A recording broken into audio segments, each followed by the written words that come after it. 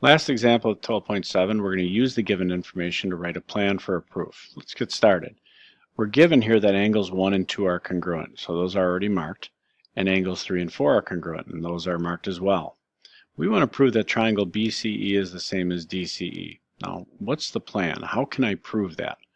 Well, basically I need to know that at least 3 parts of this triangle are congruent to 3 parts of this, so I can use one of my congruence theorems, okay? So one thing I can see easily is that CE is congruent to itself, okay?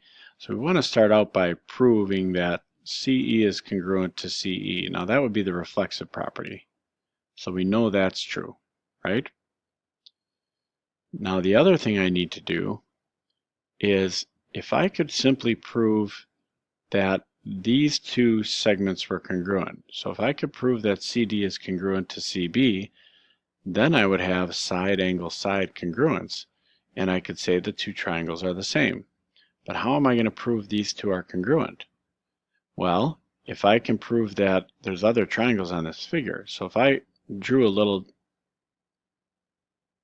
another picture of triangle CDA here and CBA, it'd be easier to look at if we remember a lot of times when you have these overlapping triangles, it's helpful to redraw them so that you can kind of get that other stuff out of your head.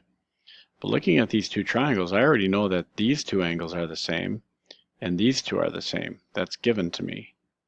And because they both contain side CA, these two triangles are congruent, and therefore their corresponding parts are congruent. So CD would have to be the same as CB.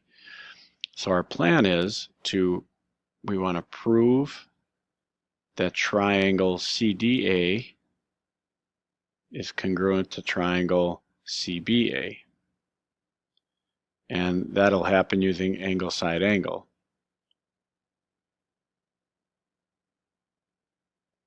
Then